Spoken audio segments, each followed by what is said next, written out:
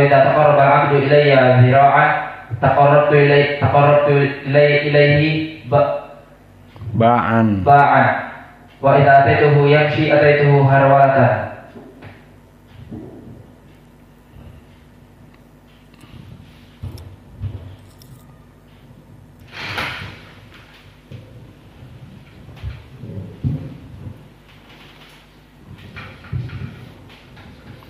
Bismillah. Qala An-Nawawi rahimahullahu taala ar-rabi'u, hadis yang keempat, the fourth from the hadith. An Aisyah radhiyallahu anha anna Nabiy sallallahu alaihi wa ala alihi wasallam kana yaqumu minal lail hatta tatafattara qadamah. Faqultu lahu lima tasna'u hada ya Rasulullah wa qad ghafarallahu laka ma taqaddama min dhanbika wa ma ta'akhkhar. Qala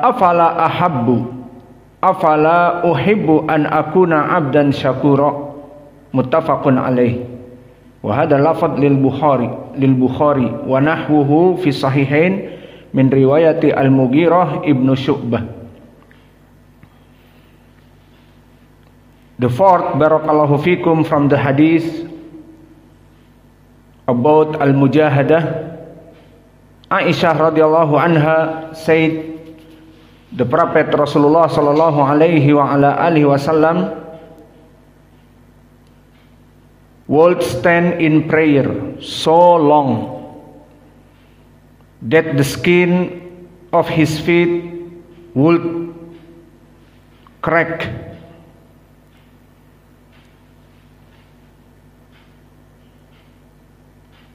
Faqultu lahu, so I asked him, lima fa'alta hada, lima tasna'u hada ya Rasulullah, why do you do this while your past and future sins have been forgiven? Qala afala uhibbu an akuna 'abdan syakura. Nabi Muhammad sallallahu alaihi wasallam said, should I not be a grateful slave of Allah? So this hadith in Bukhari and Muslim from Aisyah, and the other hadith from Al-Mughirah ibnu Syu'bah, same with these words. Maka maknanya dari segi bahasa Indonesia, hadis yang keempat dari Aisyah tentang pembahasan al-mujahadah, bahwa Nabi Muhammad sallallahu alaihi wasallam dulu yaqumu minal lail hatta tatafattar qadamah, bahwa Nabi melaksanakan salat malam panjang dan lama. Ini dia poin pendalilan bab al-mujahadah, bahwa dulu Nabi salatnya panjang dan lama sampai kakinya itu membengkak, sampai kakinya itu dalam keadaan terkelupas dari kaki-kakinya, telapak kakinya yang belakang. Dan begitu pun kaki Nabi dulu kesemutan untuk standing, berdiri dalam keadaan pray to Allah. Maka ini Nabi yang diutus oleh Allah, dan yang jadi masalah di sini Aisyah mengatakan, ya Rasulullah, qad ghafarallahu laka ma taqaddama min dzambika wa ma ta'akhkhar. Maka wahai Rasulullah, engkau ini telah diampuni dosa-dosa yang telah lampau dan yang akan datang. So why do you do this while your past and future sins have been forgiven? So why do you this, ya Rasulullah? Mengapa engkau melaksanakan yang demikian padahal dosa-dosamu yang akan datang dan yang lampau itu telah diampuni? Lalu kenapa? Karena mujahadah Nabi kepada Allah, ingin mendekatkan diri kepada Allah. Apa dijawab oleh orang yang merupakan rasul dan juga orang yang bermujahadah kepada Allah dijawab dengan mudah. Afala uhibbu an akuna abdan syakura. Maka tidaklah aku menginginkan kecuali menjadi hamba yang bersyukur. Nabi Muhammad SAW malah mengatakan, aku ini ingin menjadi hamba yang bersyukur. Lalu prakteknya menjadi hamba yang bersyukur itu bagaimana? Dengan melaksanakan peribadatan kepada Allah dengan puncak prima. Maka inilah dari hadis, terjemahan dari dua bahasa. Maka di dalam hadis ini yang bisa kita petik beneficial from this hadith, the first is al-mujahadah, very strong in ibadah. Nabi Muhammad SAW, he is the prophet, and Allah have been forgiven for his past and future from the sins. Allah mengampuni dosa-dosanya yang akan datang dan lampau, but he make mujahadah for his prayer. Maka dia salat malam dalam keadaan berjam-jam dan dalam keadaan banyak berdiri sampai kakinya membengkak. Maka this the point from this hadith. Maka hadis ini, the beneficial from this hadith about asyukur. So arkanus syukur, the syukur have the fundamental. The fundamental of the syukur, the first must in your heart. You said in your heart, this is nikmah from Allah. So if you want to make a syukur, the first you make in yourself, in your heart, this is nikmah from Allah. Where is the dalil? Allah said, wa ma bi nikmatin, mada Allah yaqul?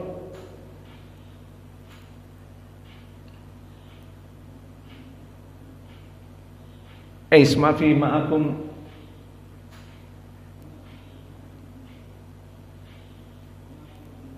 wa ma minkum min nikmatin faminallah. Maka di dalam ayat ini, from this ayah, wa ma bikum min nikmatin, so all the nikmah Allah give you, so this for Allah or from Allah. So from this hadith or from this ayah, dalil for us, anything Allah give you nikmah, not from only from Allah.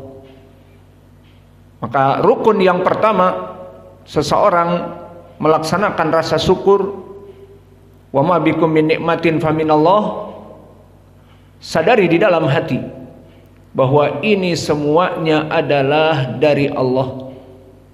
Kemudian yang kedua, melaksanakan rasa syukur dengan lisan, menyebut nikmat Allah dengan istrinya, dengan anaknya. Bersyukur kalian wahai anak-anakku, di mana kalian bisa terus beribadah karena kamu duduk di ma'had ini.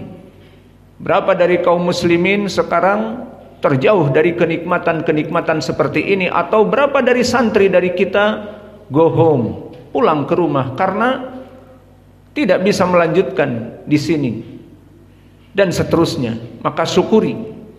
Ini dibacakan, ini diejawantahkan dengan istri-istri kita. Alhamdulillah, kita bisa makan, bisa minum, we still alive. From Allah, the nikmah, we can eat the food, we can drink the water and the other.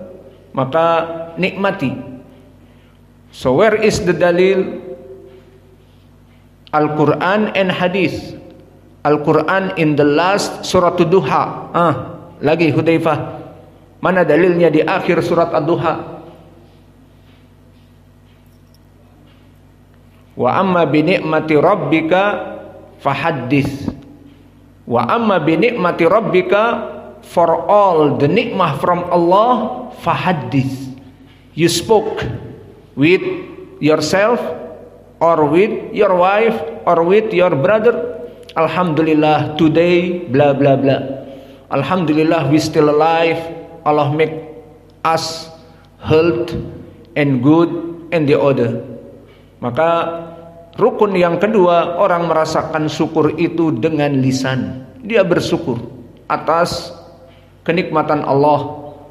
Dan juga pendalilan selain di dalam ayat, di hadis yang diriwayatkan oleh Imam Muslim dari Abi Hurairah, innallaha la yarda li rajulin syariba syurbatan fahamidahu wa akala aklatan fahamidahu. This hadith from Muslim an Abi Hurairah, Nabi Muhammad sallallahu alaihi wasallam said, Allah very agree to the man when he eat, he said alhamdulillah. When he drank, he said alhamdulillah. So this is the dalil, when you want grateful, you must spoken. Say to Allah alhamdulillah, or to the people, or to your wife alhamdulillah, and the other. And the third, dan fondasi yang ketiga, dengan beramal soleh. Maka pendalilannya di Al-Quran dan Sunnah. Apa pendalilan di Al-Quran? Di saat Allah berkata kepada Ali Daud, I'malu ala Daud syukron. Maka Allah berfirman kepada Daud, di mana Daud alaihi salam diberikan kenikmatan-kenikmatan dari ilmu, agama, dan bisa menaklukkan Raja Goliat yang besar, tinggi, sehingga luluh lantak kerajaannya, dengan Daud alaihi salam yang hanya pemuda dan mempunyai senjata seperti ketepel yang dilempar, maka menjatuhkan raja yang zalim, yang gagah perkasa, Raja Goliat, yang di Al-Quran disebutkan dengan bahasa Arab Jalut, in English Goliath, like this. Maka Daud, Allah give him all nikmah. So Allah said in Al-Quran, make syukur you Daud and your family to Allah.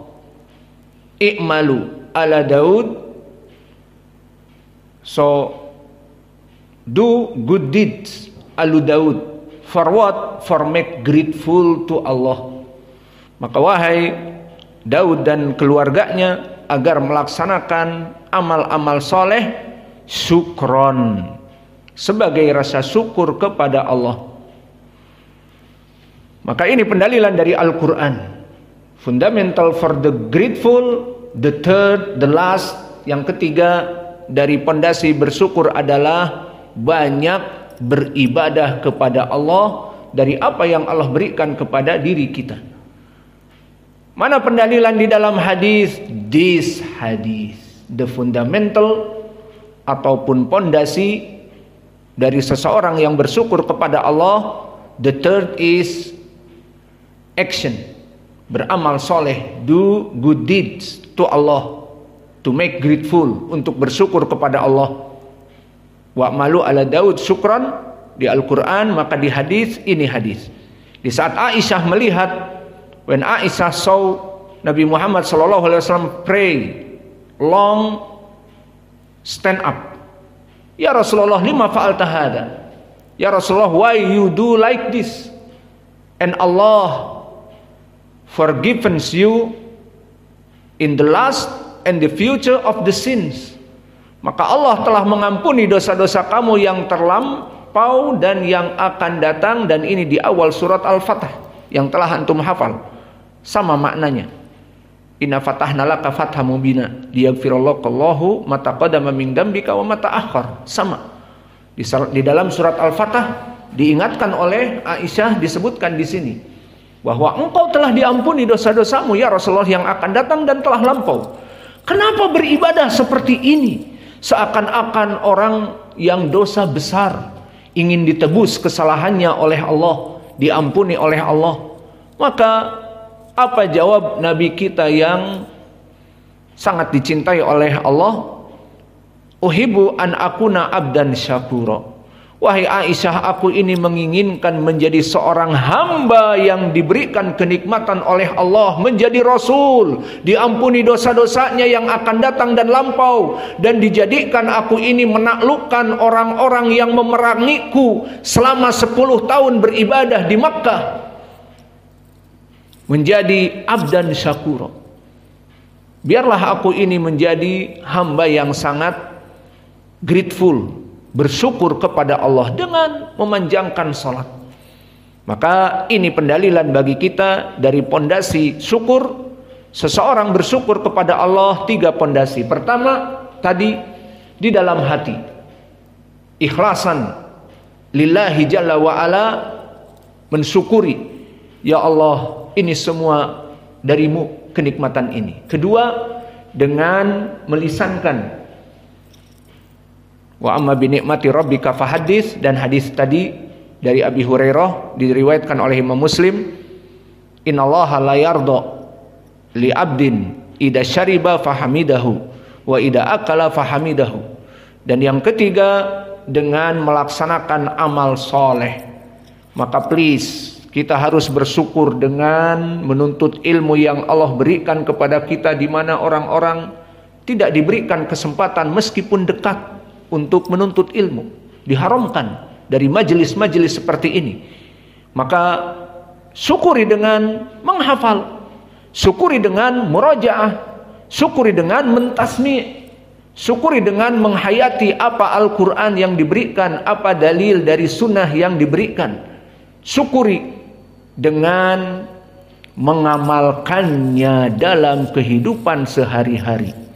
Tidak seperti mempelajari baru kemarin muraqabatillah, Allah mengawasi kalian, nonton malam-malam sendirian, punya HP orang lain, kemudian berbuat nonton bareng dari HP orang lain, atau berbuat sesuatu. Maka mana pelajaran yang kalian pelajari? Mana hadis-hadis dan Al-Quran yang kalian pelajari? No action. So if you not action in seeking knowledge, Allah will be angry, and maybe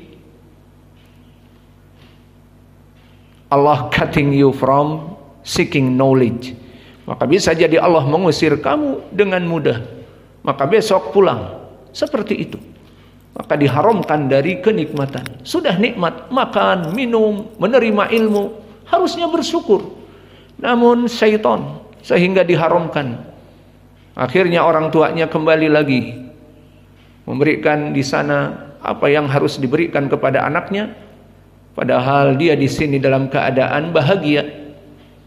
Anaknya bisa belajar dan diharapkan pergi ke Yaman, namun akhlak tidak merubah, namun syukur tidak ada, akhirnya diharamkan. Ini pelajaran bagi yang lainnya. Kalian di sini targetnya menghafal Al-Quran, hadis, dan lughah Arabiyah, bisa dikirim tahun depan ke Yaman. Syaratnya pandai bahasa Arab dan Al-Quran baik. Itu saja. Duduk di sini bertahun-tahun terserah. Dan insya Allah ke depannya, insya Allah tidak akan lama dari 6 bulan atau seterusnya, kita akan membuat free. Semuanya bisa duduk, makan dan minum. Panggil semua orang ke sini yang tidak mampu. Insya Allah Allah memberikan kemudahan kepada kita. Qulu amin. Mohon didoakan. Semoga kurang dari 6 bulan atau 8 bulan dan seterusnya, Allah akan memudahkan ma'had ini untuk bisa memberikan makanan dan minuman dan apa saja yang dibutuhkan santri. Maka santri di sini hanya datang, belajar, berakhlak mulia, tidak menyelisihi syariah. Setelah setiap tahun, nanti 2026 kita kirim siapa, 2027 kita kirim siapa. Semoga kalian menjadi salah satu dari mereka dan belajar di Yaman. Nikmah minallah. Siap? Mudah. tinggal belajar. Jangan neko-neko, jangan bermain-main, jangan keluar tanpa izin, dan seterusnya. Paham tuh? Maka kalian akan terus-menerus dalam kenikmatan, dan kalian akan dikirim ke Yaman, kenikmatan yang paling besar, belajar dengan para ulama. Maka raihlah kenikmatan ini dengan belajar ijtihad, mujahadah seperti hadis ini. So from this hadis, the point is al-mujahadah. Nabi Muhammad SAW pray long stand up. Dan poin yang kedua dari segi faidah, hadis ini dijadikan arkanu asyukur, bahwa rukun kesyukuran kepada Allah ada 3. Di antaranya hadis ini, Nabi bersyukur dengan banyak ibadah. Sehingga tadi jika kalian bersyukur Allah memilih kalian untuk menuntut ilmu di sini, laksanakan ibadah. Jam 4 setelah adzan awal atau bahkan sebelum adzan awal bangun, salat malam. Untuk siapa? Untuk diri kalian. Tidak harus kita memukul-mukul setelah adzan didengar as-salatu khairum minan naum. Kemudian kita harus memukul-mukul lagi pintu-pintu sakan kalian, jendela-jendela kalian, atau seperti lalu kita membeli semprotan air membangunkan kalian. Mudir membangunkan santri-santri untuk tujuan kebaikan. Namun sekarang kita merasa tidak pantas untuk melaksanakan itu karena kalian telah dewasa. Maka please, mulai dari sekarang para santri mendengar adzan awal, wake up. Mubadarah. Kita pelajari tadi di waktu lalu, mubadarah ila a'malil khairat. Allah berfirman fastabiqul khairat wasari'u ila magfirati mir rabbikum. Dan juga di hadis badiru bil a'mal fitanan kakit ilailil mudlim. Sudah dihafal, mana prakteknya? Itulah kalian akan diukur oleh Allah, mana praktek, mana rasa syukur. Dan Allah berfirman kabura maqtan indallah an taqulu ma la taf'alun. Dosa yang besar, kemarahan murka Allah yang sangat besar. Seseorang berkata, mentasmi hadis paling sedikit tentang mubadarah bil a'mal, namun dia malas untuk melaksanakan amal-amal soleh, maka akan menjadi bumerang apa yang kalian hafal. Maka awas, kita belajar Al-Quran dan Sunnah bukan seperti pelajaran di sekolah umum. Mempelajari IPA, matematik, geometri, mempelajari ilmu-ilmu yang mungkin tidak dibutuhkan, sehingga tidak diamalkan. Namun apa yang kita pelajari di sini Al-Quran dan Sunnah butuh diamalkan. Apalagi kitab Riyadhus Shalihin, dinamakan kitab Riyadhus Shalihin, taman-tamannya orang soleh. Semua pendalilannya tentang menjadikan kita menjadi orang soleh. Seperti di sini, mujahadah. Ayo, mana prakteknya kamu mujahadah? Nabi ibadahnya sholat malam. Di sini adzan awal lewat, adzan kedua baru bangun. Dipukuli setiap hari. Namun tidak berakal. Allahul musta'an. Maka akhirnya Allah cabut kalian dari tempat ini. Baru sekarang the big regret, penyesalan yang besar. Allahul musta'an. Maka ini yang bisa kita berikan dari hadis ini. Wa naktafi ila huna wa jazakumullahu khaira wa barakallahu fi ilmikum. Subhanakallahumma bihamdika asyhadu an la ilaha illa anta astaghfiruka wa atubu ilaik.